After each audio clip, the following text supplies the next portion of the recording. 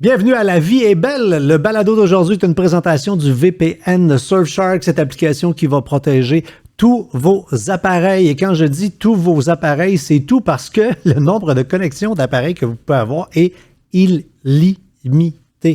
Drôlement intéressant, hein? Fait que, évidemment, on protège le Wi-Fi public et surtout, on a les données qui sont chiffrées quand on navigue sur le web. Donc, personne ne peut savoir ce que vous faites avec votre Internet. C'est votre affaire à vous. Vous voulez l'essayer? On vous donne un petit cadeau dans la description. Il y a un code qui vous donne 3 mois si vous optez pour le forfait le moins cher, qui est le forfait de 2 ans. Bon, voilà.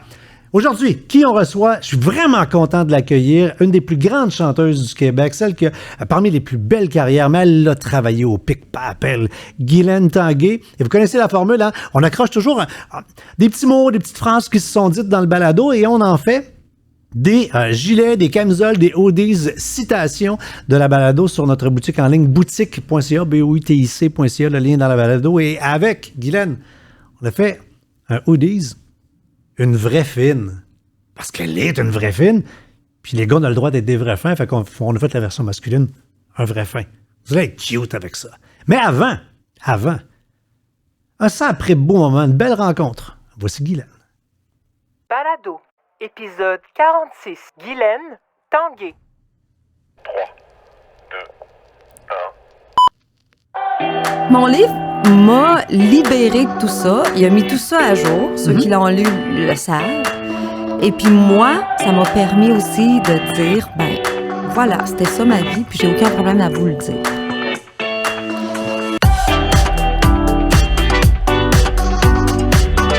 Mon nom est François Charon. Devant un verre de bulle, je rencontre des gens que j'aime et qui m'inspirent pour découvrir leur vraie couleur et ce qui les motive.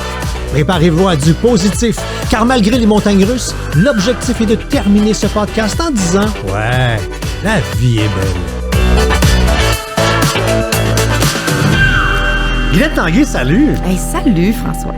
Moi, je me paye tellement la traite avec ce balado-là. J'ai la chance de regarder les gens qui sont dans la sphère publique, puis dire « Elle, j'ai envie de boire des bulles avec. » Ah ouais? Je leur envoie un email, puis ils disent oui, puis ils apparaissent. C'est-tu pas extraordinaire, la vie? Oui, puis les bulles apparaissent en même temps que nous autres, c'est encore mieux. Ben non, mais les bulles, c'est un groupe alimentaire. C'est essentiel. Là, quoi, il est 11h le matin. Il y a une vieille phrase qui dit « Il est midi quelque part sur la terre ». Oui, absolument. Puis moi, les bulles font partie de ma vie depuis à peu près 1 an et demi. Hein? Ouais, c'est arrivé en même temps que la pandémie, je pense. Ben là... Ça m'a fait du bien dans le cerveau, ça m'a fait du bien à l'âme, au cœur, puis maintenant, je vois des bulles tout le temps. Ben c'est obligatoire. Ouais, mais avant ça, on dirait que je sais pas. J'en voulais pas, j'aimais pas ça, je goûtais pas à ça tant que ça.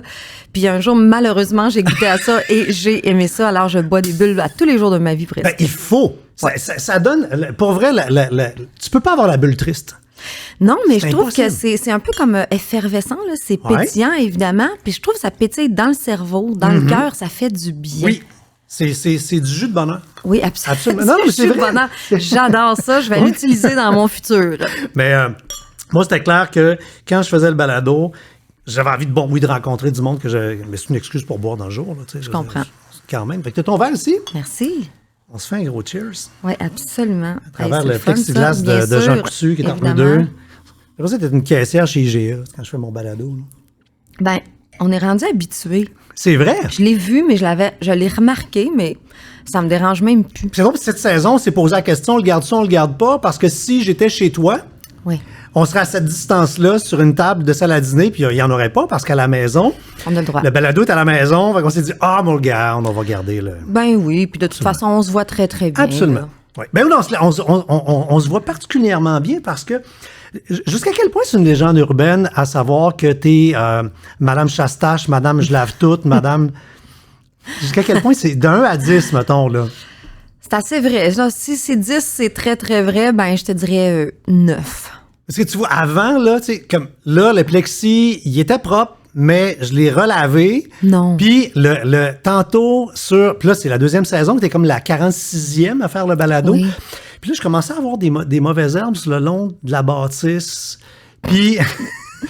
Puis, tu sais, je reste à la rue Sainte-Catherine, fait que Oui. j'ai pas de trottoir, comprends-tu? Fait que entre le trottoir et la maison, il y a des je affaires qui comprends. poussent. Puis là, je fais, ben non, elle va me juger. Fait qu'avant que tu arrives, j'ai sorti les gants de jardinage, le sac de poubelle vert, j'ai trimé le bord de la maison. Et c'est terrible ce que je fais subir aux gens, mais en fait, ça, c'est pour moi. Tu sais, c'est moi qui ai ce problème-là. C'est-à-dire que moi, j'aime être organisée, être structurée, que ma maison soit organisée, que...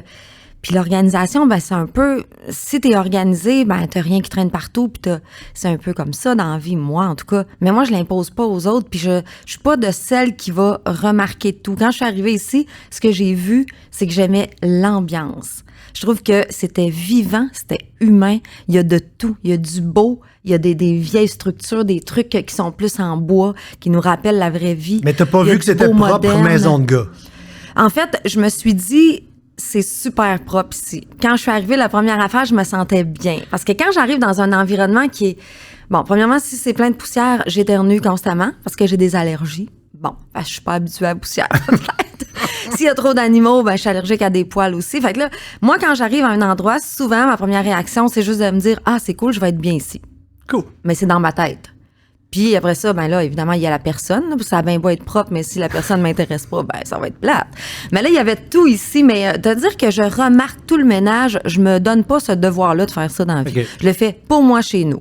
Si vous l'avez fait, tant mieux, je le remarque un peu, mais je suis pas obsédée par la propreté des autres. Puis, mettons que je m'appelle Carl, j'ai-tu le droit de laisser mes bas à côté du lit? Oui. OK. Fait que toi, tu vas passer à côté de ses bas, mais les tiens, tu vas les ramasser. En fait, bon, faut que je te dise que mon mari, là, il est équipé un peu comme moi, là. C'est-à-dire que lui, il a ses obsessions aussi. Chez nous, il y a rien qui traîne dans l'évier. Il laisse pas un verre, un ustensile. Lui, il faut que ça soit lavé à mesure. Il peut pas avoir de vaisselle. Quand on mange, c'est moi qui fais à manger, c'est lui qui fait la vaisselle. Puis il ramasse en arrière de moi. Si je brasse quelque chose, je me tourne, ma cuillère est plus là, elle est resserrée dans le tiroir. Donc, chacun ses folies. On a chacun les nôtres. Il est très, très bien capable de m'accoter, comme on dit. Mais on dirait que ça se fait tout seul, puis c'est pas chez nous, là, c'est pas terrible. Là, je veux dire, c'est bien le fun de vivre chez nous. Puis moi, j'aimais de plus en plus, tantôt quand tu m'as demandé de 1 à 10, avant j'étais 12. OK.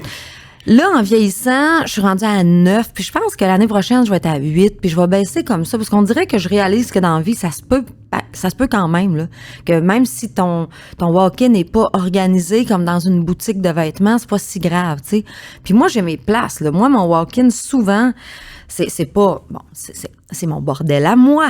Quelqu'un d'autre dirait, mon Dieu, c'est tellement bien arrangé, mais je me permets de décrocher sur des affaires. C'est juste que moi, sur le dessus, là, si je veux m'asseoir puis relaxer, écouter une série, je peux pas avoir des cheveux de filles à terre parce qu'on n'a pas d'animaux, mais on a des filles. Je peux pas avoir des choses qui traînent. J'aime pas ça. Mais t'as pas le walk-in comme une boutique, là, le cours avec le cours, J'aimerais le blanc. ça, mais non.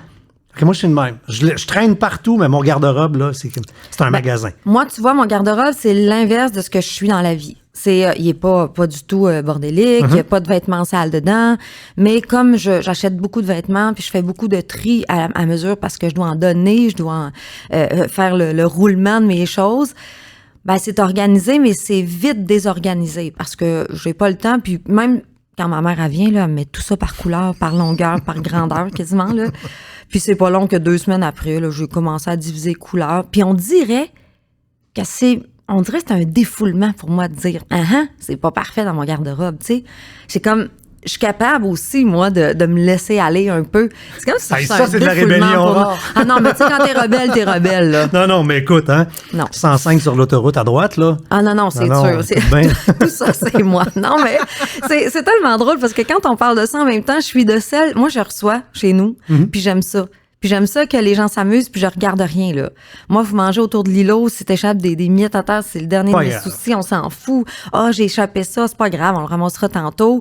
Je veux que les gens aient du fun, je veux que même si tout est super bien organisé sur l'îlot, que j'ai toutes les planches qui existent pour mettre mes entrées, mes bouchées, j'ai les napkins parfaits tout le temps, mais le reste, c'est le dernier de mes soucis. Je le referai quand vous allez partir.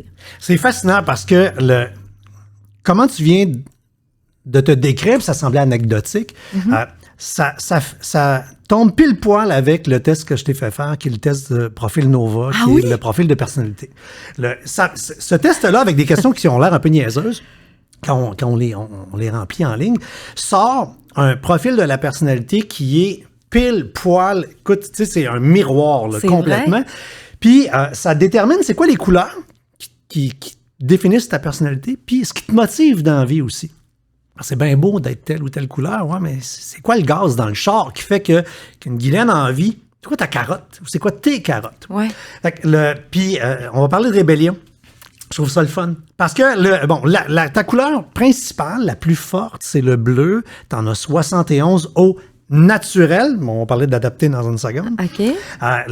Autant de bleu que ça, c'est avoir un désir de se conformer, aimer les normes, les procédures, aimer la structure, aimer la rigueur. Tu sais, c'est pas hystérique, c'est pas simple. Mais à 71, c'est docile, tu sais, là. Sauf que, en adapté, on parlera des autres couleurs après, on va rester dans le bleu. Tu tombes à 29 de bleu. Ça, 29 de bleu, là, ça me ressemble. Là. Ça, c'est rebelle, fait ses propres règles. Ah, tu vois? Il y a où le shift? Mais vraiment, moi, je suis comme ça. Ben, c'est-à-dire que moi, dans la vie, autant si c'est écrit « Do not enter », là, souvent, on voit ça, ne pas entrer ici, ben, moi, je rentre jamais. D'autres personnes diraient, ben, on a le droit de rentrer par là, franchement, c'est pas grave. Non, moi, si c'est écrit, non. Moi, je suis comme ça. En COVID, je peux te dire que moi, j'étais très règlement aussi, là, parce que je respecte ça.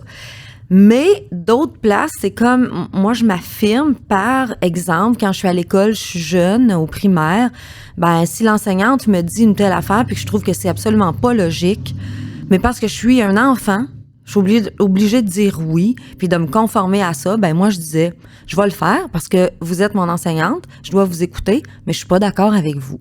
Puis ça, je peux être en première année, deuxième année, troisième année, je le dis, je vais le faire. Mais vous m'obligez à faire ça parce que je suis un enfant. Un adulte dirait, ça n'a pas de sens que tu me fasses faire ça. Bon, ça, c'est un exemple de moi, qui j'étais comme enfant. Uh-huh. Fait que là, j'arrive comme adulte, puis moi, dans la vie, je dis à mes filles tout le temps, dans la vie, t'as toujours un boss, faut que t'écoutes, il y a des règlements partout. Moi, je suis pas la mère qui venait à défense de mes filles si c'était fait chicaner parce qu'ils parlaient trop. Je disais, t'as un boss là-bas. Fait que c'est pas toi qui appelais le professeur pour le chicaner le soir, là. Non, absolument pas. Sauf que si ça devenait abusif, que je voyais que là, c'était un peu trop, j'étais celle qui débarquait à l'école puis qui disait, je peux-tu avoir un rendez-vous avec telle enseignante, qui me disait toujours non. Ben, je disais, pas de problème, je vais y aller, il y a une porte, je cogne, je rentre, et je dis là, j'ai besoin de vous parler maintenant. Non, mais je peux pas vous voir, ben c'est parce que vous pouvez jamais me voir, puis là, on a besoin de se voir. Et là, je confronte la personne en disant, il est où le problème? Je veux le savoir. S'il y a un problème, ben moi, je suis honnête dans la vie, je veux la vérité. Vous me dites qu'elle étudie pas, elle fait pas ses devoirs, mais pourtant, elle a 100%. Fait qu'à un moment donné, je voudrais juste savoir où les examens, je les vois plus. Je peux plus les signer, je peux plus voir. Fait que là, c'est là que je deviens rebelle. C'est-à-dire que une mère qui est vraiment très conforme ne rentrerait jamais dans une classe. Dirait jamais à un directeur, je vais attendre ici, là, jusqu'à demain, ça me dérange pas, je vais coucher ici si vous voulez pas me parler. Je vais vous attendre dans le passage.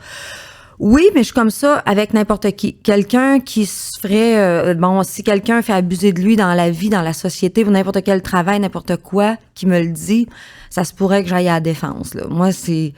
Là-dessus, je deviens plus logique, plus conforme, plus sage et rien de ça. Ben, c'est là qu'on parlait de gaz tantôt. T'sais, dans les motivations que le logiciel réussit à déterminer, tu as l'altruisme à 80. Ouais. C'est ça que ça veut dire, là, toi, là, don de soi, se sentir utile, générosité, aimer l'autre, aimer autrui, vouloir que l'autre avance, puis pire, parce que on double ça avec une autre maladie mentale, qui est l'esthétisme. Puis l'esthétisme, c'est oui, aimer les belles affaires. C'est clair que tu aimes les belles affaires. Mais tu sais, pour en faire, tu te dis en arrivant, ça c'est beau. Oui. Ça c'est beau. Je me suis amusé à regarder sur les réseaux sociaux, voir si dans la dernière année, tu avais porté 2 fois le même linge. J'ai pas été capable. je checkais, je vais lui dire telle date, puis telle date, tu as porté la même blouse. J'ai pas été capable. Je le sais. Mario Pelcha m'a dit la même chose l'autre fois dans un tournage. Il m'a dit... Toutes les fois que je te vois, t'es jamais habillée pareil. Ben, j'ai dit, t'as raison, parce que je suis jamais habillée pareil. Les choses que je porte souvent sont dans ma vie personnelle, mais dans ma vie professionnelle, moi, j'essaie de toujours avoir du nouveau. Quand j'achète des trucs, j'ai une garde-robe en bas dans une pièce il y a toutes mes affaires de scène, puis je le laisse dessus avec l'étiquette, ça veut dire que je l'ai pas porté. Fait que quand j'ai une émission importante, ben là, je vais magasiner dans mes garde-robes chez moi. Comme là, j'ai déjà du stock de prêt pour les prochains événements. Fait que oui, je suis un peu comme ça. Puis j'aime être comme ça. Puis moi, c'est pas un défi. Puis en plus, je suis comme ça, mais je suis la personne qui s'arrange en 15 minutes. Moi, moi, si mon mari me propose une sortie, là, donne-moi 15 minutes, je suis prête, je suis belle, je suis partie, j'ai la bonne sacoche, je suis toute prête. Je suis pas celle qui se regarde dans le miroir pendant 20 minutes moi, je déteste me regarder. Je regarde jamais mes photos. Je regarde pas les émissions que je fais. Je ne m'écoute pas. Pourtant, on a l'impression entre regarder que t'es, je vais le dire, là, avec le cliché, là, une pitoune à miroir. Ah, tellement zéro, là. Si, demande ça à ma famille. D'ailleurs, récemment, on faisait des photos pour un truc d'esthétisme. Je voulais arranger une petite cicatrice que j'avais en dessous du menton. Puis il me prenait en photo, puis je me regardais, puis là, je n'avais pas le choix de me regarder. Finalement, je l'ai pas faite parce que je suis une pissou de toutes ces affaires-là. J'ai peur de tout. Puis là, je me disais, ah, mon Dieu, j'ai jamais vu ça. J'ai ça, moi, en dessous de l'œil. Ah, mon Dieu, je suis même pas égale d'un côté à l'autre. C'est quoi, mon nez, il pend plus d'un côté que l'autre? Parce que là, il fallait que je me regarde. Puis la personne, elle me disait, t'as jamais vu ça sur toi pour toutes les fois que tu fais de la TV, que t'es dans on voit ton gros visage dans la TV. Non, moi, je me regarde pas parce que je suis trop critique puis je trouve que ça me sert à rien. Parce que je dis pas, ah, ça c'est beau sur toi, ça c'est beau, ah, tu vas avoir 49 ans, c'est pas si grave les plis ou tout ça. Non, moi, je suis plus du genre à dire, si je me vois, il y a tout le temps quelque chose qui fait pas mon affaire, fait que je me regarde pas. Comme ça, les autres, ils me disent, ben non, t'es bien correct pour ton âge. Mais je suis correct.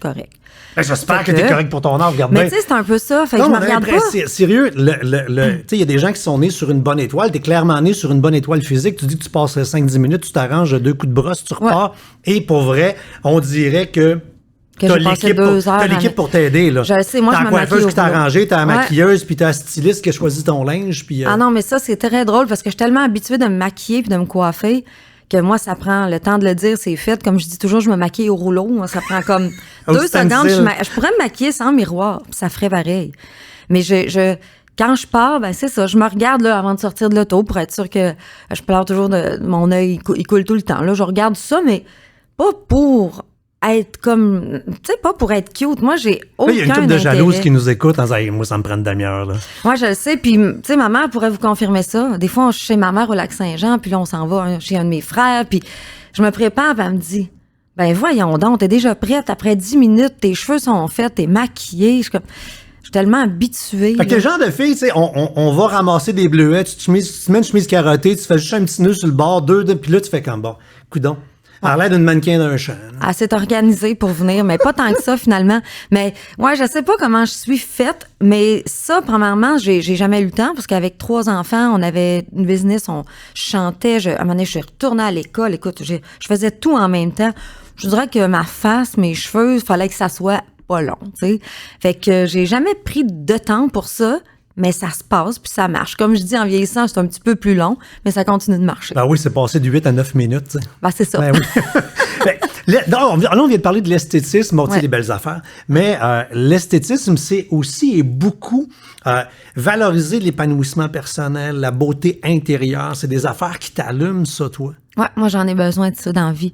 Moi, il faut évoluer dans la vie. Comme je dis, il y en a peut-être qui sont obsédés parce que on jasait de ça récemment avec des femmes qui sont obsédées par le fait que leur visage ne vieillisse pas. Ils refusent l'âge, ils refusent tout ça. Ben moi, je trouve que ça fait partie de moi aussi, puis ça reflète aussi un peu mon intérieur. C'est-à-dire que si je garde mes petits défauts, ben, il y a des affaires que je voudrais très bien améliorer, mais je veux pas me transformer. Sauf que en dedans, je veux me transformer. Ça, je trouve ça bien plus important que transformer le dessus. Parce que je trouve qu'en vieillissant, on doit apprendre, on doit évoluer, on doit changer, peut-être pas changer radicalement, là, mais on doit comprendre des affaires de la vie. Moi, je suis une personne, j'étais très, très, très nerveuse quand j'étais petite. J'étais un paquet de nerfs. Moi, je dormais pas avant d'aller à l'école.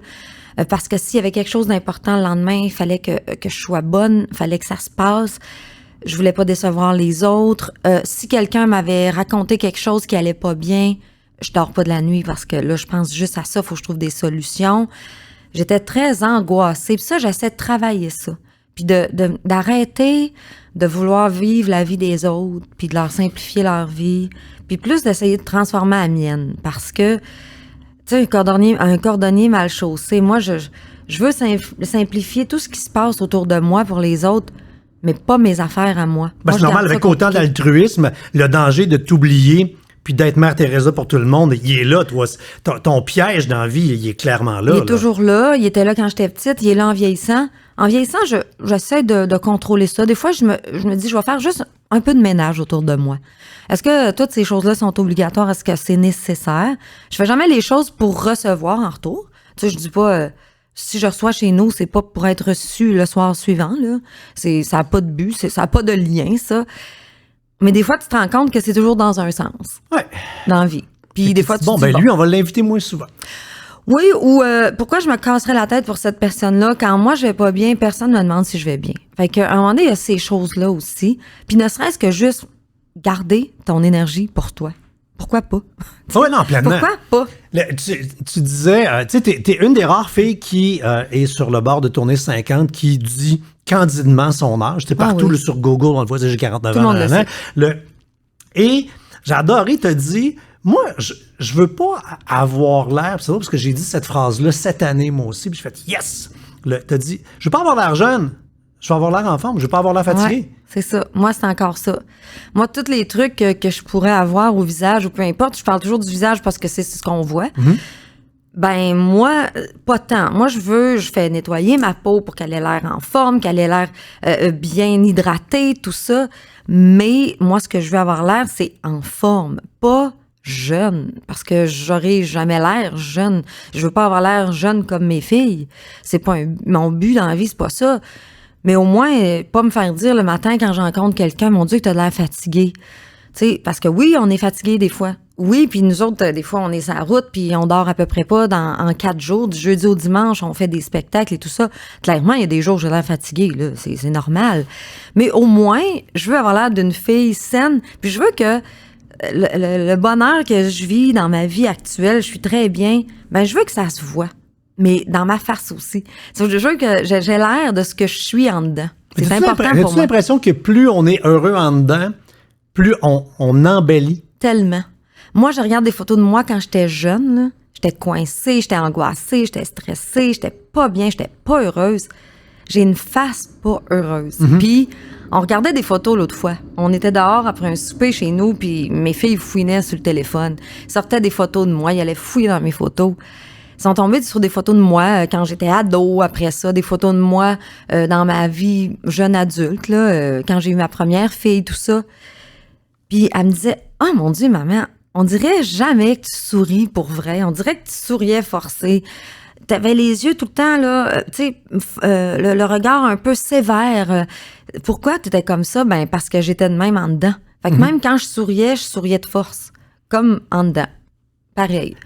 Moi, j'ai remarqué que l'humeur intérieure a même un impact sur le teint, la couleur de la peau. Tellement. Parce que moi, je suis une femme ménopausée.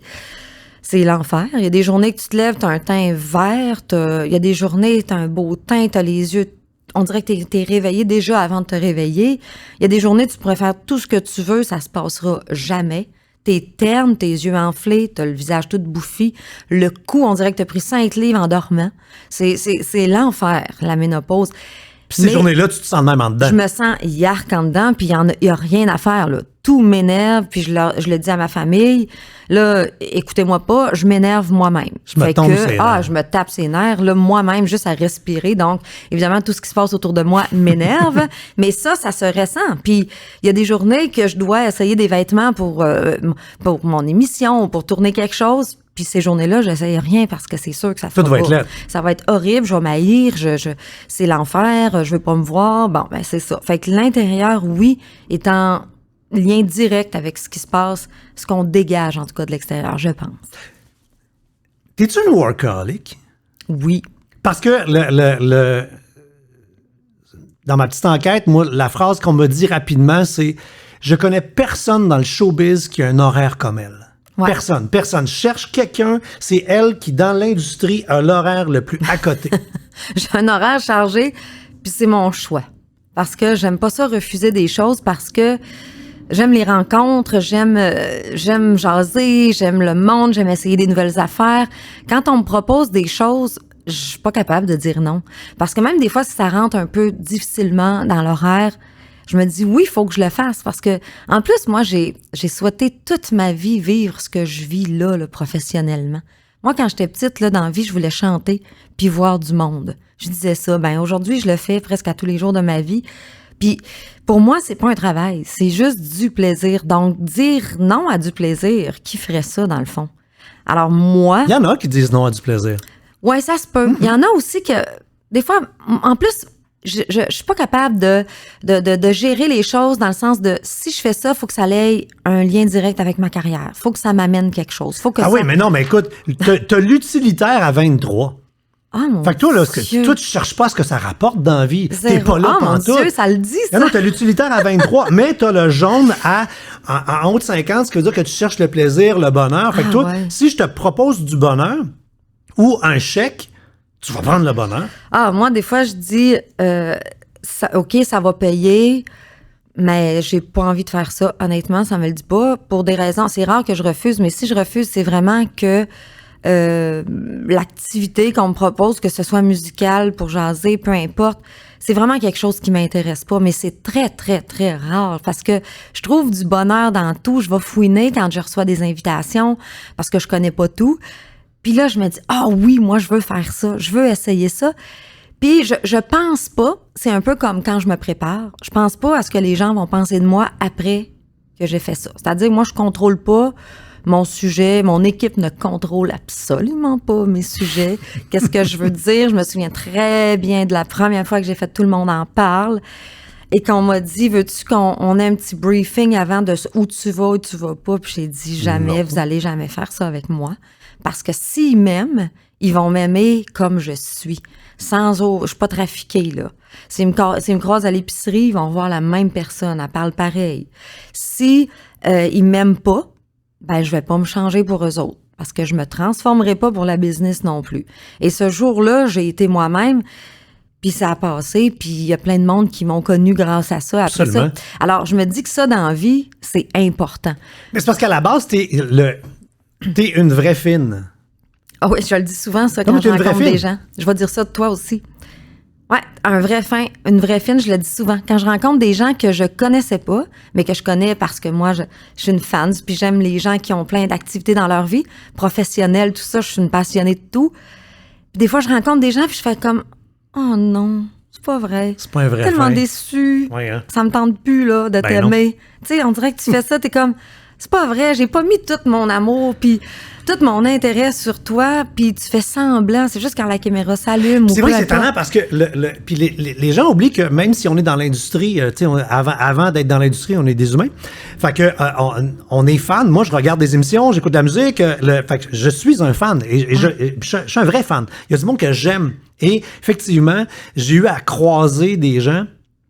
La beauté de faire le métier qu'on fait, on croise du monde, on Ben croise oui. du monde qu'on aime, puis des fois tu fais oh les shit qui vient de débarquer de son. Oui. On vient déçu. Oui, Puis, hein? ben, c'est décevant parce que tu dis, en plus, moi, ce que je pense toujours, c'est que si on est là, c'est parce qu'il y a des gens qui s'intéressent à nous. Ben. Parce que sinon, on sera pas là. Ni toi, ni moi. Toi, si tes c'est juste salles sont vides, si les gens t'écoutent pas en streaming, si, t'es mort. Moi, je suis finie. Mais Puis, carrière. oui. Puis on est tous à la merci du rapport qu'on a avec le public. Parce que si on n'est pas intéressant pour eux, on sera juste plus là. Puis des fois, je me dis, comment ça que tu peux faire une carrière aussi longtemps sans être vraiment gentil? Puis là, après ça, ben, quand tu rencontres des vrais gentils, là, ça fait comme, là, je suis contente. Parce Il y en a cette que tu comprends personne-là est pourquoi comme ils ont une carrière aussi Ah, il y a longue. pas de Tu fais- hasard. Non, écoute, puis dans l'industrie, je veux dire, reste que c'est du travail aussi. Fait que, tu sais, si t'as un caractère de marde, on va le dire de même, Ouais. t'as beau être la meilleure chanteuse sur la terre, là, moi, hey, pour mon festival, là, je me ferais Ouais. pas chier, là. C'est pas elle qu'on appelle l'année prochaine, c'est fini. Ouais, là. puis la télé beaucoup aussi. Ah, Là, ben oui. quand on tourne une émission, tout le monde se donne. Et ça part des recherchistes qui font des recherches, qui nous appellent, qui nous parlent. T'as tous les techniciens qui se donnent là, corps et âme sur un plateau. Là. Si t'es pas fin, là, ces gens-là, là, ils doivent dire c'est épouvantable. On fait tout ça pour une personne. Le caméraman est capable de très, très mal te cadrer. Ouais, ben moi là-dessus, c'est chacun sa job, puis moi je suis pas une difficile sur un plateau, je suis celle qui dit on s'excuse Guylaine, on a du retard parce que telle et telle raison. Ben je suis comme pas grave, moi j'attends ici, je suis là pour vous autres aujourd'hui, viendrez me chercher quand vous serez prêts, puis ils me disent tout le temps s'il fallait que tout le monde soit comme toi Guylaine. Puis au début je comprenais pas pourquoi ils me disaient ça. Puis avec le temps, j'ai compris parce qu'il y en a T'en as vu, qui là. sont désagréables. Ils sont désagréables pour l'équipe puis pour nous autres, les autres artistes. Moi un jour, j'ai dit à une personne qui était très désagréable, ça devenait très lourd. J'ai dit, la belle chose là-dedans, c'est que t'es pas obligé d'être là. Tu sais, quand tu t'invites, tu peux dire non, quand ça te tente pas. C'est pas de leur faute s'il pleut dehors, puis qu'on est obligé d'attendre dans notre loge parce qu'on tourne dehors puis attendre de voir ce qui va se passer. Clairement, penses-tu qu'ils ont géré tout ça, là, juste pour te faire attendre? Non. Fait que si ça te tente pas de vivre ça, la beauté de l'affaire, c'est que t'as 2 réponses dans la vie. Oui, non. T'aurais dû dire non. Ben, cette personne-là me parle plus beaucoup quand je la rencontre, mais ça me dérange pas. Parce que je trouvais que c'était lourd, était pas poli avec l'entourage, la maquilleuse, le coiffeur, que c'est absolument pas leur faute. Tu sais, puis d'être connu et aimé du public, ça te donne pas des droits, là. Absolument pas. Ça te donne pas le droit d'être une marde, là. Non, ça te donne pas le droit. Puis comme je dis souvent, on sauve pas des vies, gang, là. On fait juste du bonheur, oui, là. Hey, t'es pas infirmière en pandémie qui rasait à son 5e double. Cet été, on a eu des canicules à côté, là. Ça te tentait-tu de faire des toits en goudron, de l'asphalte? Les pharmaciennes, les techniciens qui sont là pour nous autres depuis le début de la pandémie, qui sont tout le monde à bout. Non, moi, dans la vie, en général, je suis pas capable d'être méchante avec les gens s'ils le méritent pas. Moi, je dis tout le temps, je vais te parler comme tu me parles. Je suis comme ça dans la vie. Je suis super gentille, mais si tu me réponds bête, là, si tu me réponds bête sans aucune raison, c'est sûr que je vais te répondre pareil. Puis comme je dis, moi, je peux te répondre bête en 3 copies, 3 langues, même si j'en parle rien qu'une. Ça me dérange pas en tout. Je vais être gentille si t'es gentil, puis je vais être méchante si t'es méchant. Fait que dans la vie, ça coupe des... Tu sais, des gens, des fois, qui veulent trop en faire un peu, là, ben ça les arrête assez vite. Puis ça peut être surprenant venant de, justement, une vraie fine. Ouais. Fait que là, on peut pas... Puis en plus, je reviens sur t'as l'altruisme dans le tapis, t'es un peu Mère Teresa. Fait que c'est probablement même tentant de t'essayer parce qu'on fait « Ah non, elle mordra pas, là. » Fait qu'on doit être surpris quand tu te revires de bord puis que là, tu sais, tu changes de dentier puis tu fais « Hey, toi, là, c'est fini. » Ouais, les gens, des fois, font le saut. Même dans le public. Moi, ne serait-ce qu'une personne, on finit un festival extérieur, tout le monde est emballé, on fait des photos, ben ça, c'est avant la pandémie. Dans une vie normale, et bon, il y a un gars, il est un peu chaud, puis il vient avec sa blonde, peu importe. Puis, des fois, tu sais, sa main est pas toujours à la bonne place. Puis là, t'as les gars de sécurité qui s'en rendent pas tout le temps compte. C'est normal aussi. Ben, moi, j'ai pas besoin de gars de sécurité, là. Moi, je dis, ta main, tu l'enlèves de là. Sinon, c'est la mienne que t'as d'en face dans 3, 2, 1, là. Je veux dire, je suis pas payée pour ça. C'est pas mon travail. Non. Je suis gentille. Je vais te faire les photos que tu veux. Si tu veux que je te fasse une grimace à photo, moi, te faire une grimace. On va rire. Je suis patiente. Mais il y a des choses que je tolère pas. Puis souvent, les gens font vraiment le saut. Ils s'attendent pas du tout à ça de moi. Puis si il peut mesurer 6 pieds, je vais le tasser de là, là. Ça me dérange pas du tout. Je suis toujours surpris quand on arrive pour prendre une photo et que la main se met à descendre. Tu fais, ça se passe-tu vraiment? Ouais.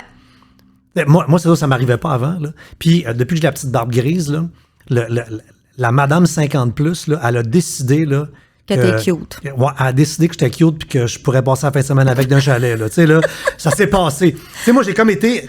Pas laide, mais j'étais comme pas sous le radar toute ma vie, là, tu sais, là. Et là, ce petit look grisonnant-là, je sais pas, mais la madame de 50+, elle fait comme, toi, viens-t'en. Et là, tu prends des photos, puis je fais souvent des conférences dans une autre vie, puis là, tu sens la main descendre. Tu fais, non. Voyons, elle va me pogner le cul, qu'est-ce que c'est ça? Ben voyons donc, c'est surréel. Puis là, t'as un iPhone d'en face tenu par sa meilleure amie, puis toi, t'es déchiré en souris ou... Exactement. Qu'est-ce que je fais? Ouais, exactement. C'est à un moment donné, j'avais un monsieur et une dame âgés qui faisaient des photos à côté de moi, puis le monsieur, sa main ne cessait de descendre. Et là, je commençais à me sentir vraiment mal. Ben oui. Puis, on dirait que parce que c'était une personne plus âgée, ben tu sais, je disais rien, puis à un moment donné, ça a été plus fort que moi. Puis j'ai dit, si vous voulez, je peux vous aider à tenir votre main juste un peu plus haute si c'est parce qu'elle descend seule. Oh, c'est une belle réponse. T'sais? Puis là, sa femme, elle a comme me regardé en me disant, qu'est-ce que tu fais là, toi? Puis là, je me suis dit, tu t'arrangeras à la maison avec elle. Ça, c'est pas de mes affaires. Mais là, je commençais à me sentir très, très mal. Mais le feeling, c'est mon corps. Ça me tente Pleinement. pas. Je t'ai pas dit oui parce que je chante sur scène. T'as pas le droit de faire ça. C'est non. Puis moi, c'est niaiseux, mais comme gars, je me retrouve dans une situation où je fais, voyons, je peux pas chialer contre une grand-mère en public en train de dire, hey, gang, elle veut me pogner le cul. Puis l'homme vieillissant, il faut le dire, là, devient de plus en plus cute. Moi, je trouve qu'il y a beaucoup d'hommes que des fois, quand je les regardais plus jeunes, puis je me disais, cute, OK. Puis en vieillissant, c'est vrai, la petite barbe grise. Les lunettes, les lunettes sont rendues un accessoire de beauté aussi chez l'homme, maintenant beaucoup plus qu'avant, il faut le dire. Les vêtements, je trouve tellement que les hommes sont rendus beaux, raffinés maintenant. Je vois, il y a quelques petits tatouages qui sont très délicats, mais ça, tout ça fait de l'homme vieillissant, là, on s'entend, là, t'as pas 100 ans, non, là, mais ça, mais t'as plus non, mais 20 c'est ans, vieilli, là. donc c'est vieillissant. Ben, c'est vieillissant. Ben, ça crée vraiment un genre de happening, une petite hystérie chez la femme, là, je te le dis. Je le dis parce que je le vis avec mes musiciens, mon technicien de son, qui se font des fois regarder. Moi, je reçois des messengers de madame qui me disent, est-ce que je peux avoir le nom de ton guitariste à droite, de l'autre à gauche? Sur les réseaux sociaux. Oui. Puis les dames, ils n'ont pas 20 ans, là. Puis je trouve ça cute en même temps parce que c'est la vie, là. Oh oui, non, absolument. Puis ça veut dire que tu regardes ton Carl, qui vieillit lui aussi, parce qu'à tous les matins, on travaille là-dessus, vieillir d'une journée de plus. Puis là, tu fais comme... C'est beau, un homme, quand ça vieillit. Ouais, moi, les hommes qui vieillissent, je les trouve beaux. Puis je regarde autour de moi, je regarde mes frères, ils sont plus jeunes que moi, mais eux aussi vieillissent. Puis je les trouve de plus en plus beaux. Puis je te dirais que même les femmes, c'est bizarre à dire, mais souvent les dames que j'appelle, parce que c'est plus une jeune fille, c'est pas une ado, c'est une dame. Je trouve que les dames, ils sont belles. Des fois, quand ils deviennent plus raffinés en vieillissant, ils en mettent moins que quand on était plus jeune puis qu'on surdose notre look. Là, on met tout en même temps. Là, ben, on en met moins. Puis je trouve tout le temps... Moi, je trouve ça beau, les gens qui vieillissent. Je les plie. Moi, je trouve que ça parle d'envie. Le sourire d'une personne, quand elle vient avec ses petits plis sur le côté, je trouve ça très charmant. La femme, quand elle découvre autour de la cinquantaine le châle ou le gros foulard, là, elle vient de monter de 20 marches d'un coup. Tellement. Elle devient gracieuse, puis pourtant, écoute, elle se met un carré de guenilles sur le dos, là. Exactement. Mais elle fait juste se mettre le cheveu en arrière de l'oreille, un peu de maquillage à peine, une sacoche qui marche pas que le reste parce que ça fait un peu désinvolte, puis le gros châle, là. Oui. Tu sais, les Madame à châle, t'as une image, oui. j'entends? Ah, mon Dieu, oui. Je suis sûr que t'en portes. Le genre de Tu gros commences à porter foulard le là, gros qui tasse foulard, un là. peu sur le côté, puis oui. Hey, dans le fond, t'es habillé en mou, mais c'est beau. Ouais, puis Moi, on je suis jaloux, devient j'aimerais ça, même, moi hein. aussi, me promener avec un sleeping bag sur le dos. C'est ça que vous avez, dans le fond. ça. Mais je trouve que oui, l'humain, quand il vieillit, je trouve qu'il devient de plus en plus beau. Bon, certaines personnes vont dire pas moi parce que héréditairement, ben ça se passe pas. Oui, je comprends. Mais peut-être la personne se voit pas belle. Mais moi, je trouve que les gens vieillissants sont beaux. Ils te racontent leur histoire. Moi, j'aime beaucoup les histoires des gens qui sont plus âgés, même très âgés. Leur histoire, moi, ça me fascine. Moi, m'asseoir avec une personne qui est rendue très vieille, qui me raconte sa vie d'avant. Tu sais, il y en a qui font comme, bon, elle nous repasse sur sa vie. Non, moi, La là. cassette. Ah, moi, j'aime ça, là. Entendre leur histoire. Moi, quand j'étais petit, on faisait ça. Hey, moi, j'ai pas vécu. J'avais pas d'auto au début. On était en cheval. Toutes ces histoires-là. Ma grand-mère Dufour faisait beaucoup ça. Et je trouvais ça fascinant, tout ça. Fait que là, toi, ça fait 20 ans que t'es avec ton mec. Ouais. C'est en 22 que ça va faire 20 ans, le mariage. Oui, 20 ans de mariage et Puis- plus qu'ensemble. Et puis là, tu veux faire comme le jour de la marmotte? Un autre mariage, ouais. Mais la même affaire, à la même place, avec le même monde, le même gâteau, les mêmes... Bon, là, le même gâteau, cette affaire-là, ça, moi, je suis peut-être que pas le trop 7 jours accro exagéré, là, je là-dessus. suis tombé sur quelque chose dans les internets. Là, qui Non, disait c'est ça, vrai, là. là, notre date est réservée toute. C'est pas la même date parce que je pouvais pas, moi, là, professionnellement, ça se pouvait pas. On a retardé un petit peu ça, mais la salle est réservée. Là, on va ressortir, j'ai encore toute ma liste d'invités, on va refaire je sais pas si ça va être des faire-part ou ça va être des courriels maintenant, on va voir à ça, là. Mais oui, je vais refaire la même party. C'est bizarre, hein? Le monde Mais vont-tu te donner des mes filles vont toasters? être rendues grandes. Ouais, non, j'espère que non, là, parce que je serais plus où les mettre, mais nos filles sont rendues grandes. Ils étaient avec nous autres quand on s'est mariés, parce que j'avais déjà Marilyn, Carl avait Mélissa, on a eu Marie-Pierre. Mais Marie-Pierre était tout petite, elle était haute comme 3 pommes, elle sautait partout avec sa petite robe de mariée. J'ai encore les robes. Moi, je veux mettre les 3 robes des filles, la mienne sur des mannequins, là, tu sais, à l'entrée. Parce que la mienne, elle zippe plus. Elle a un petit V en arrière maintenant, mais on s'en fout, c'est pas grave. Puis je veux que les filles revivent ça, mais en étant adultes maintenant, en étant des femmes. Puis moi, je veux le revivre. J'ai ma journée de mariage, je l'ai aimée. J'étais contente parce que j'avais jamais rêvé, moi, de marier dans la vie. Moi, je suis pas... j'étais pas princesse, moi, là. Les petites... tu sais, rêver d'avoir une crinoline. C'est le côté puis ça. girly-là, tu l'as pas. Oh non, moi, je suis plutôt gars. Moi, je suis vraiment plus gars que Et qu'on fille dirait là-dessus. pas. J'en reviens Ouais. là-dessus, là, tu sais, t'es Non. cute, t'as la pitonne à miroir, Pas en tu tout. fais, non, moi, let's go. Non, moi, je me sens ouais. bien dans une gang de gars, moi. Moi, là, faire la tournée avec mes musiciens, c'est l'histoire de ma vie parce que je suis juste avec des gars, là. Puis j'ai pas à trier mes sujets. Des fois, les filles, on est plus fragiles, hein. Puis ça dépend à quelle fille tu pognes, là. Fait que tu peux être sans filtre avec les boys. Oui, puis moi, quand j'étais jeune, là, ça se passait bien plus avec des gars. J'étais tout le temps chez ma tante qui avait 3 gars, tout le temps, parce que je me sentais bien avec les gars. Oui, j'avais quelques amis de filles, 2, 3, jamais plus. Mais à travers de nous autres, il y avait toujours beaucoup d'hommes. Puis je me sens bien avec les hommes. Je sais pas pourquoi. On dirait que c'est plus simple pour moi. C'est comme ça. Quand la pandémie a pogné, toi, t'étais à Nashville. Ouais. Puis t'avais comme prévu de te déposer là pendant un bout. Ce qui est l'ultime rêve quasi cliché de la chanteuse Absolument. country, là. Mais je veux dire, tu t'étais pour le vivre, là. Ouais. Moi, Nashville, j'aime ça. Je suis débarquée là il y a plusieurs années pour un voyage, là, pour le plaisir. Quand je suis arrivée à l'aéroport, qu'on est sorti, j'ai dit à mon mari, mon Dieu, on dirait que je suis chez moi. Probablement que j'ai déjà vécu là dans une autre vie, j'ai aucune idée. J'aime Nashville, j'y vais pour enregistrer mes voix, j'ai fait des albums là-bas, il y a un gars avec qui je travaille là-bas depuis des années, Steve Mandel. Et là, en début de pandémie, on avait loué une maison. On devait être là pour 1 mois. Notre fille Marie-Pierre, qui était en arrêt scolaire parce qu'elle avait fini son cégep, elle était en attente de commencer l'université, elle était avec nous. Elle allait elle écrit, elle joue de la guitare, elle compose.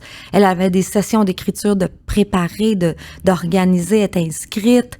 On allait pour la Xème fois visiter la maison d'Elvis et tout ça. Il y a des amis qui venaient.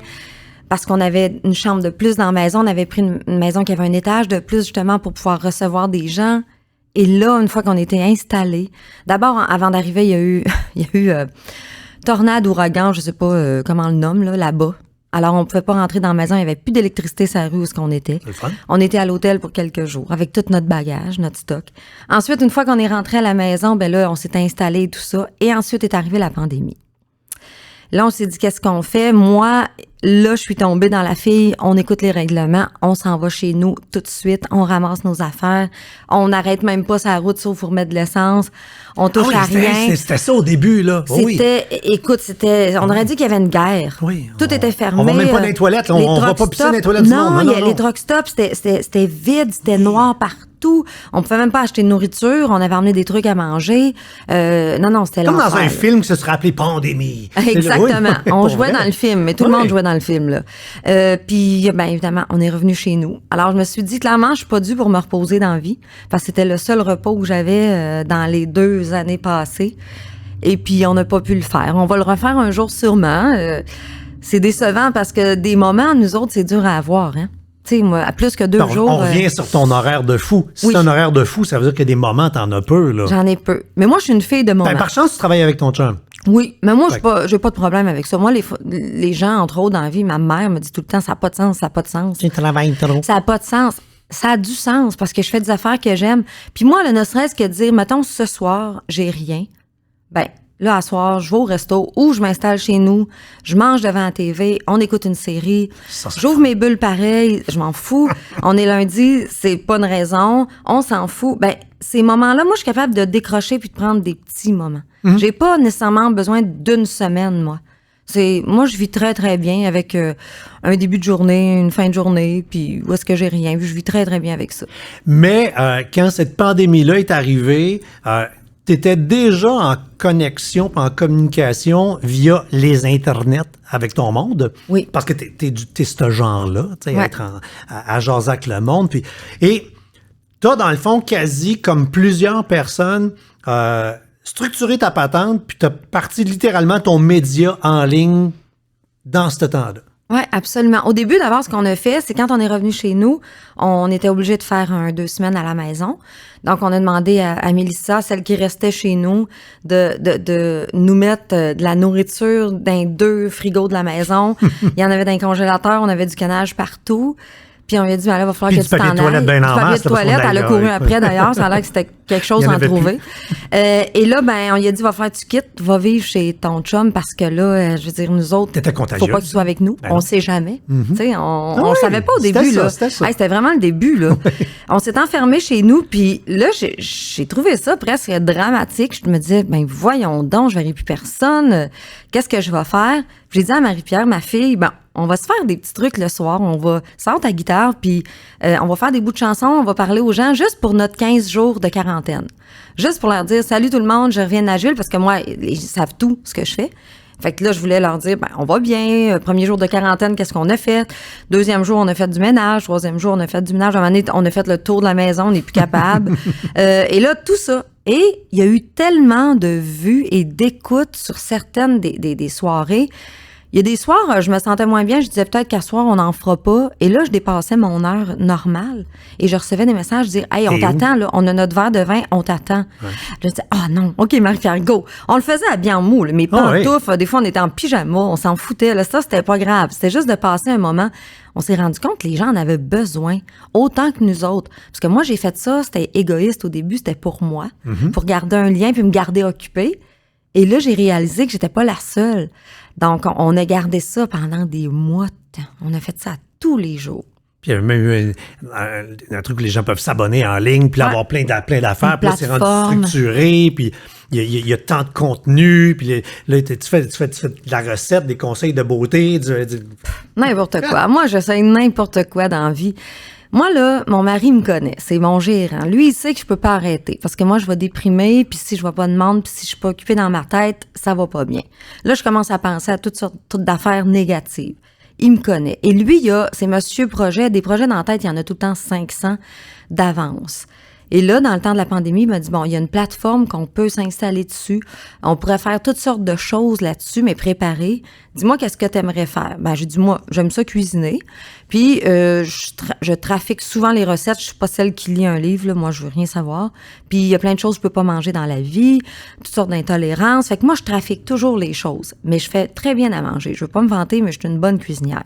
Ça goûte, là. J'aime ça manger, donc, hein. J'aime ça faire à manger. Alors, j'ai dit, on va faire des recettes, mais des recettes vite faites. On va jaser. Les gens me posent des questions sur Messenger, là. C'est quoi ton fond de teint? C'est quoi ton gloss? C'est quoi ta couleur de cheveux? J'ai tout ça enregistré dans mon téléphone. Je réponds aux gens automatiquement. Tes bracelets viennent de où? Ta montre? Nomme-les. Ben, je prends ça, puis je me fais des sujets, puis je leur parle de ça. De décoration, n'importe quoi. Toutes sortes d'affaires. Puis, évidemment, il y a un volet musique. Ma fille Marie-Pierre qui compose, les gens, ils me disent, on n'entend jamais ces chansons, on veut les entendre. On a fait l'espace Marie-Pierre. C'est comme un peu mon ADN, un peu en dehors de la musique aussi. On a créé ça pour le plaisir. Puis ça fonctionne pas, là. Écoute, on n'a pas 500 000 abonnés, évidemment. Mais pour ceux qui sont là, ben, ça sert à eux. Puis moi aussi, ça me change les idées.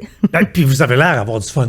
Ah, ben absolument. Pour les contenus que j'ai regardés, particulièrement que ta fille, là. C'est clairement pas parfait. Puis je disais aux gens, attendez-vous pas à quelque chose de parfait. Ah, mais il faut pas parce que ce serait pas intéressant. Ben, moi, je dis tout le temps que, tu sais, les imperfections souvent amènent de l'émotion. Quand c'est trop peaufiné, quand c'est trop travaillé, quand c'est trop, à un moment donné, là, le monde parfait, il est pas intéressant. Alors, on garde ça naturel. Parlant d'émotion, je parlais de la biographie, mais je ne veux pas retourner dans le sujet de la biographie. Les gens le liront, puis je fais pas un balado gratte-bobo, là. Mais je suis curieux de t'entendre sur j'ai l'impression que d'écrire sa biographie, c'est quelque chose que tous les humains devraient faire parce que c'est l'ultime thérapie. Parce que quand on va parler à un thérapeute, un bon thérapeute devrait juste fermer sa gueule puis on devrait parler. Fait que, c'est tout ça que tu as fait en écrivant ton livre? Oui, absolument. Puis c'est ce que je dis des fois aux gens qui m'écrivent. Les gens qui m'écrivent, parce que j'ai parlé de mon enfance, j'ai parlé de la fibromyalgie, je suis prise avec ça, je vis très bien avec ça, mais je suis prise avec ça. Alors, moi, j'ai beaucoup de messages, évidemment, des gens qui me disent, ton livre m'a fait du bien parce que t'as osé parler de telle affaire. Et là, moi, pour la première fois dans ma vie, j'ai décidé d'en parler à ma famille. Ah! Puis ou il y en a d'autres qui me disent, moi, j'ai pas encore le courage d'ouvrir ça, puis d'aller gratter là-dedans, ça me tente pas. J'ai pas ta force, puis j'ai peur que ça me détruise plus que ça me guérisse. Et moi, je dis aux gens, écrivez vos affaires. Parce que d'écrire, de le dire, c'est une chose. Mais de l'écrire, moi, je peux te dire qu'au début, c'est pas moi qui devais écrire ma bio. Je racontais mon histoire. À quelqu'un, ce qui est classique. Et lui écrivait... Et on s'est rendu compte que... j'ai réalisé que je triais mes affaires pendant que je le disais. Mm-hmm. Pour que ça soit cute, pour pas faire de peine à personne. Ouais. Un peu comme si j'allais chez le psy, j'aurais jamais dit les vraies affaires. Parce que ça me tente pas que ça devienne compliqué. Ouais. Pour moi, ça c'est trop long. T'aimes pas le trouble? Non, c'est trop long. Ouais. Et après ça, on a décidé que c'était moi qui allais l'écrire. Et... quand j'ai commencé à écrire ça, ça faisait mal, c'était intense, c'était insupportable par moments, c'était drôle par d'autres moments. Mon Dieu, ça me ramenait dans des souvenirs. Puis en l'écrivant, je me disais, j'ai vraiment vécu ça, c'est cute pareil à cet âge-là de vivre ça, mais je me suis dit, mon Dieu, en l'écrivant, ça fait du bien à tous les niveaux. Du beau bien, du bien qui fait mal, mais ça fait du bien par après quand même. Alors, je dis aux gens, écrivez-les vos histoires. S'ils sont prises en dedans de vous, s'ils sont pognés en dedans de vous, écrivez-les. T'es pas obligé de finir avec un livre sur une tablette, là. Tu peux le garder pour toi, tu peux le brûler, tu peux le déchirer. Puis si t'es pas capable de l'exprimer à ta famille, à ton entourage, ben, écris-le puis donne-lui. Même si c'est pas écrit. Ce que j'allais dire, là, au plus, tu l'imprimes en Word puis tu y donnes, là. On s'en fout, tu dis. Puis là, il y a des gens qui me disaient, ben, je sais pas écrire comme toi, moi, je sais pas m'exprimer comme toi. On s'en fout. Ton entourage te connaît. Ils savent à quel point t'écris ou t'écris pas. S'il y a des fautes, on s'en fout. C'est pas pour finir sur une tablette. C'est pour finir dans le cœur de quelqu'un qui va peut-être enfin comprendre pourquoi t'es comme ça. Donc, je pense que écrire, c'est tellement sain dans une vie. Alors oui, si tout le monde devrait écrire sa vie. Jusqu'à quel point ce livre-là, dans la légèreté de la fille que j'ai devant moi, est important parce que, tu sais, bon, dans le livre, tu parles de ton enfance, ton papa, la relation difficile avec lui, et arrive le moment où, quand un livre est terminé, là, il faut comme écrire le petit mot. Puis, j'ai lu la dédicace que tu fais à ton père dans le livre, puis là, je fais comme... Vraiment, ça m'a traversé, je fais comme, wow, OK. Tu dis, pas je t'aime. J'ai l'impression que ce livre-là t'a permis de faire un 360, mais complet, là. Oui, puis en plus, ben c'est que quand on devient connu, moi, j'avais pas vécu ça avant, c'est que les gens veulent savoir d'où tu viens. Ouais. Puis à un moment donné, dans certaines entrevues, ils me parlaient brièvement de ma jeunesse. Et là, on arrivait au sujet de mon père. On en jasait pendant, des fois, 30 secondes, 40 secondes, mais là, ben, tu peux pas tout expliquer là-dedans. Puis je voulais pas que les gens ils disent, ben exactement. Puis oui, mon père était alcoolique, oui, il était gambler, oui, il a fait toutes sortes de trucs qui étaient nuisibles pour moi, pour ma famille. Mais en même temps, il était gentil, là, c'était pas un monstre, c'était pas le diable, là. Il y avait les qualités de ses défauts. Hein? Donc, il y avait des très grandes qualités pour compenser le pire des défauts. Et ça, ben, je pouvais pas le dire dans mes petites entrevues de 20 secondes, là. Non. Ou il le gardait pas, en tout cas, parce que, tu sais, on garde souvent ce qui va être plus sensationnaliste, un petit peu. Alors, dans ce livre-là, j'ai pu décrire mon enfance, mon père, moi, comment je me sens, puis de dire à tout le monde, je vous l'ai décrit, mais il y a quelque chose de beau, là, au bout de ça, là. Puis en même temps, moi, j'aime pas rouler dans ça se dit mal, mais rouler dans notre merde dans la vie, là, moi, je suis pas très là-dedans. Moi, c'est comme, on peut l'arrêter la roue, là, ça va faire, là, revire ça à l'envers, puis ramène ça. Tu sais, moi, je bois parce que mon père buvait, je bois mes enfants parce que mon père me battait. Moi, c'est comme, non. Ça se casse. T'es pas ton père, tu peux arrêter ça, là. Tu sais, il y a des moments, t'as envie, faut que ça s'arrête. Ça, c'est l'altruiste, mais prends-toi en main, là. Fait que mon livre m'a libéré de tout ça. Il a mis tout ça à jour. Ceux qui l'ont lu le savent. Et puis moi, ça m'a permis aussi de dire, ben voilà, c'était ça ma vie, puis j'ai aucun problème à vous le dire. Fait que là, le prochain livre va être sur la fibromyalgie, qui est un... Écoute, dès qu'on connaît quelqu'un qui est atteint de ça, ça fait d'ailleurs pas tellement longtemps que la médecine a fini par comprendre que c'était ça, parce que... Un peu, Puis oui, juste un peu. Parce que ben du monde se font dire, c'est dans ta tête, t'es juste fatigué, c'est pas diagnostiqué nécessairement. On est dans le jugement, là, avec ça. Ah, pleinement. Ouais. Oui. Oui, puis ça, c'est un autre point que je voudrais défendre dans ma vie. Parce que moi, quand je dis, exemple, sur un plateau, si je suis assise pendant 30 minutes pour une entrevue, puis qu'après ça, ils vont me dire, t'es en perfo, on s'en va direct à la perfo, faut que tu te lèves debout. Ben moi, je vais dire, non, on peut pas faire ça. Parce que quand je me lève, je suis tellement raide. Faut que je déplie mon corps, faut que je me replace un peu. Puis j'ai pas envie que les gens voient ça à la TV, là. Là, c'est pas obligé. En commençant une toune. Tu sais, je veux dire, là, premièrement, ils vont dire, qu'est-ce qu'elle a?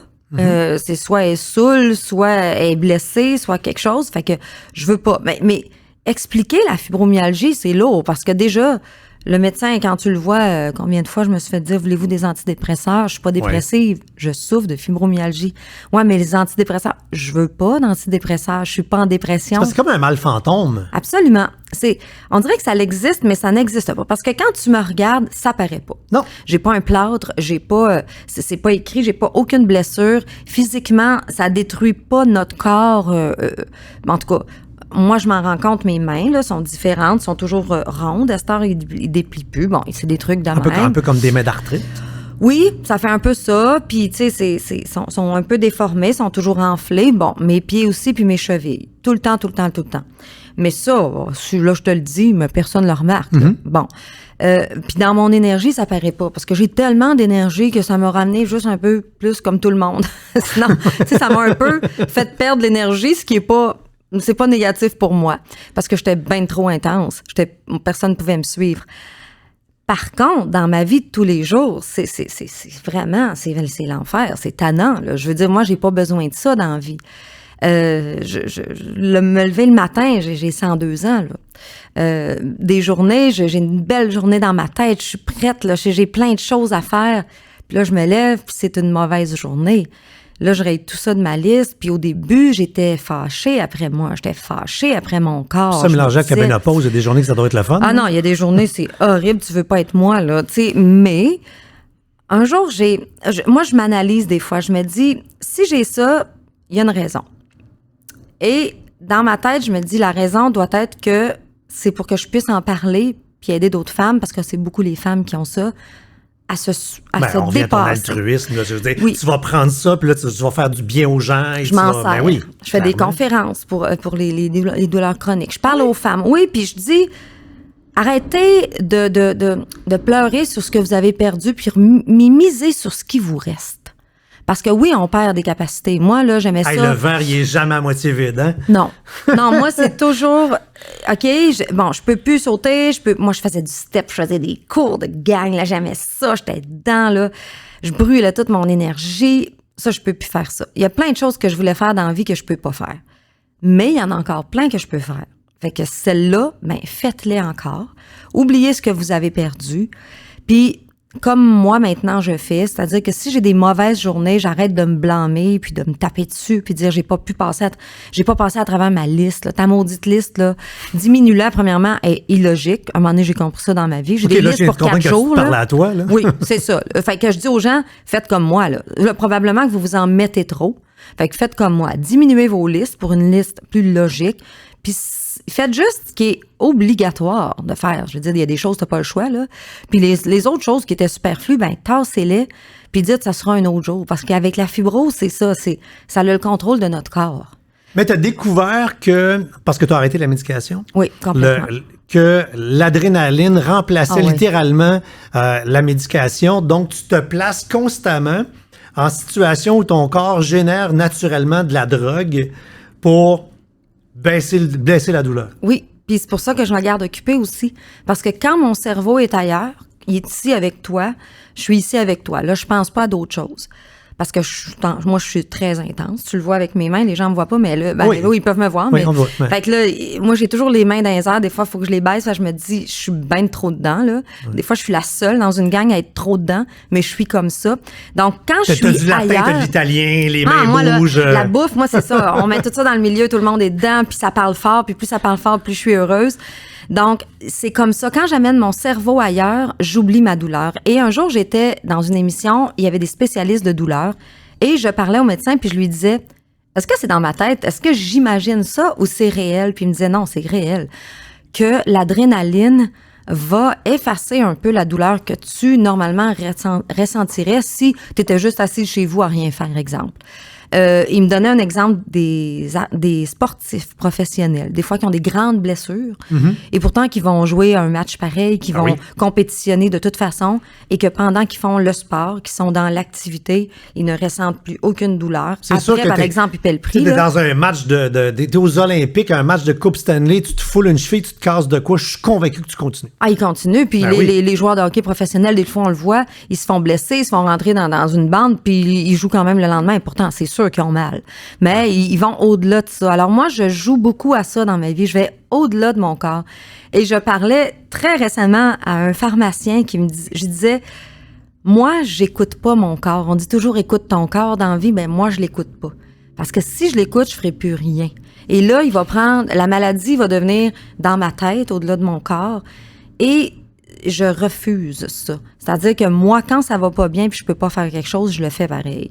Puis j'ai la preuve que en pandémie, je faisais plus de spectacles ou presque. Donc, c'est pas parce que j'en fais trop, c'est pas parce que je me mets en talons hauts sur scène. Les gens me disent « Ah, mais t'as toujours des talons hauts sur scène, ça a rien à voir Mais que j'ai mal show. aux jambes. » Non, ça a rien à voir, je les ai toutes faites, les tests, là.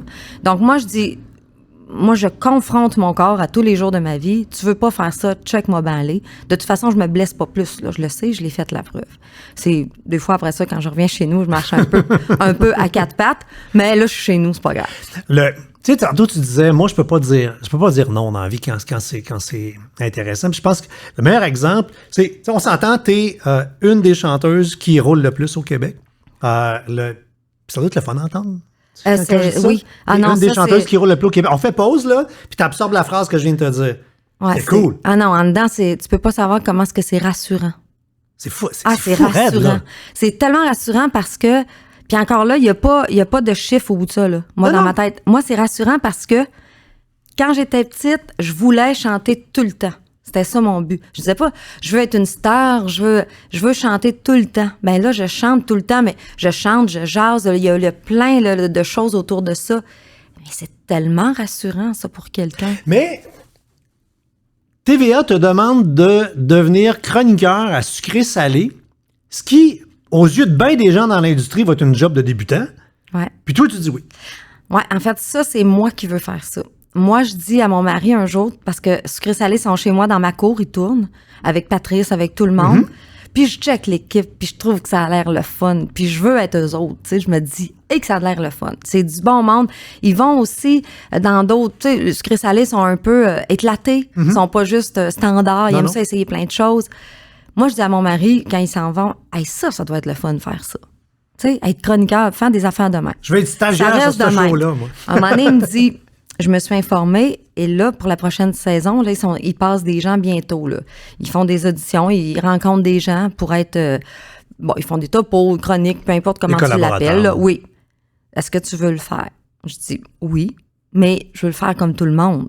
Je veux pas que tu appelles une personne puis que tu dises, Guylaine veut être là. Tu vas passer par le même processus. On s'est informé comment ça marchait. J'ai reçu un dossier, le dossier de Patrice. J'ai tout appris ça. Je l'ai lu. Je passais au travers.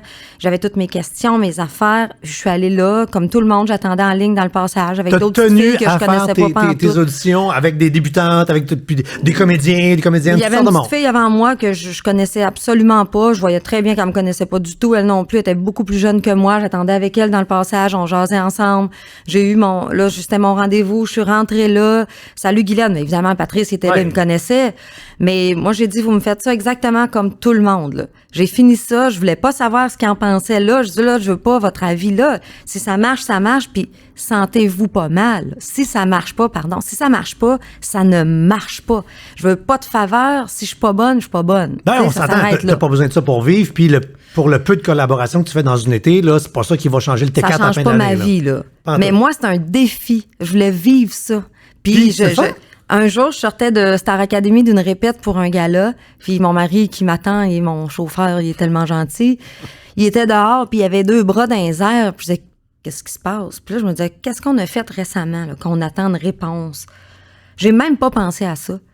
Il me dit, sucré-salé, check le courriel. En tout cas, j'ai parlé à telle personne. Puis là, fait que là, ils me dit, ils vont te prendre cet été, tu vas avoir des topos, des affaires, ils vont te proposer toutes sortes de choses. T'es comme, oh mon Dieu, ça a marché. Puis là, je leur ai dit, qu'est-ce qui vous a plu là-dedans? Parce que moi, c'est ça que je veux voir. Je veux savoir qu'est-ce qui a marché. Ils ont dit, c'est le naturel, c'est Guylaine. On veut du Guylaine. Tu te transformes pas, tu deviens pas une animatrice, là. Non. Je suis pas une animatrice. Donc, tu fais ce que tu as à faire, puis that's it. Puis j'en ai fait quelques-unes parce qu'évidemment, là, j'avais pas des disponibilités tout le temps et tout ça. Puis j'ai adoré ça. J'ai aimé ça parce qu'encore là, moi, je me dis toujours dans la vie, si un jour je peux plus chanter, faut que je rencontre les gens d'une autre façon parce que je suis obsédée par le monde. Je veux du monde dans ma vie, là. Puis ça, c'est une autre façon. La télé, les entrevues, je sais pas, on verra. Puis, tu sais, jusqu'à quel point t'es intègre et différente.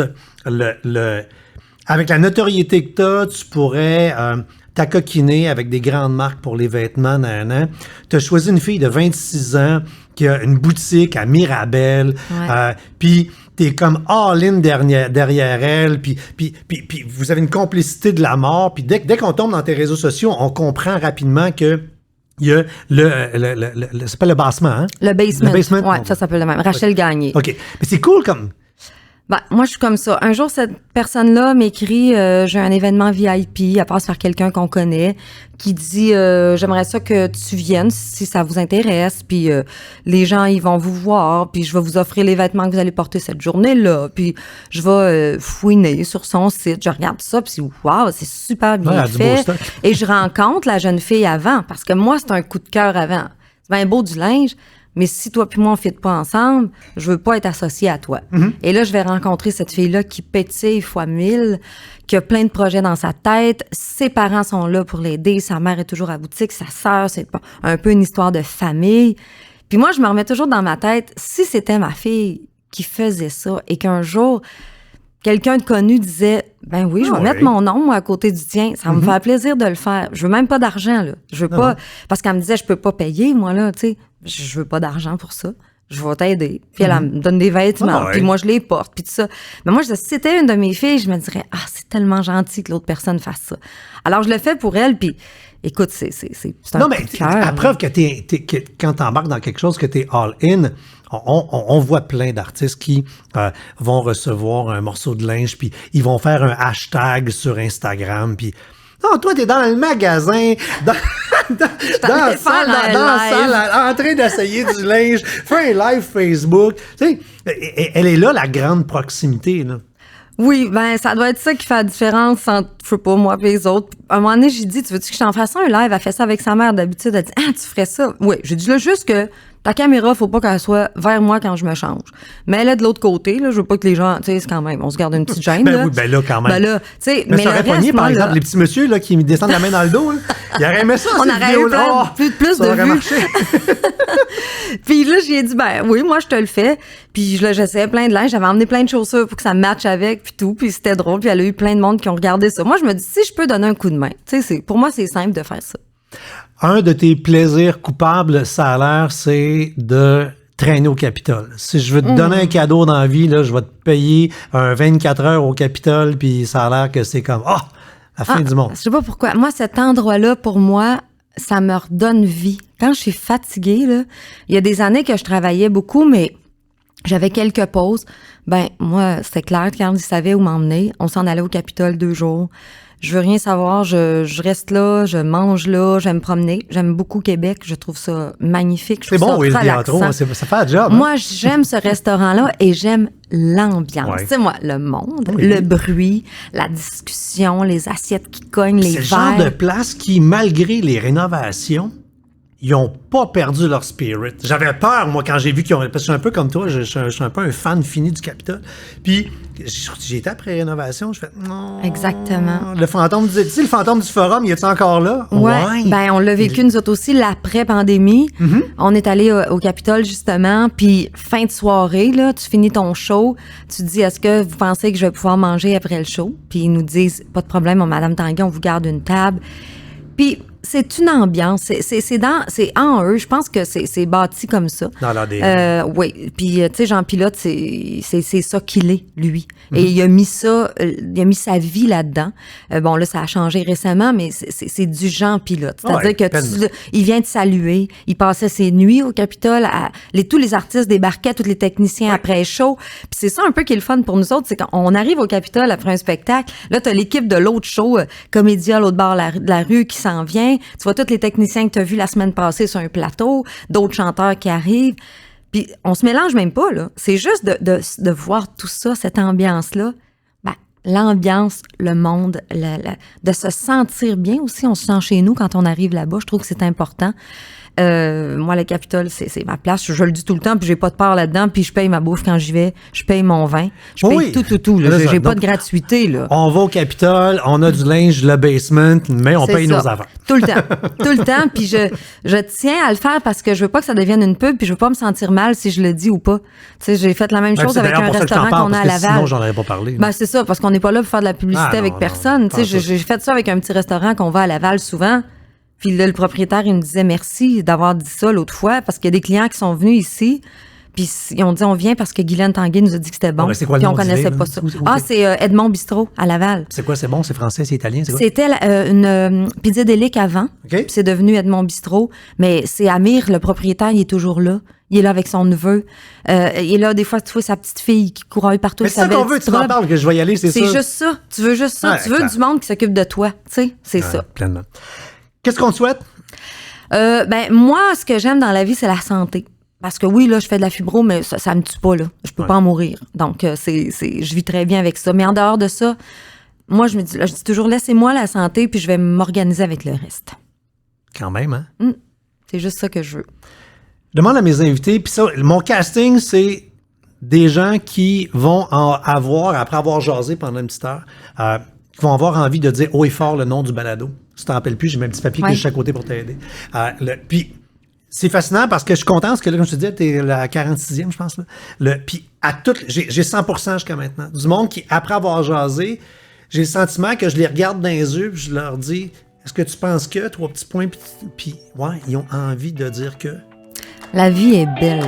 Puis la vie est vraiment belle. C'était La vie est belle. À la prochaine.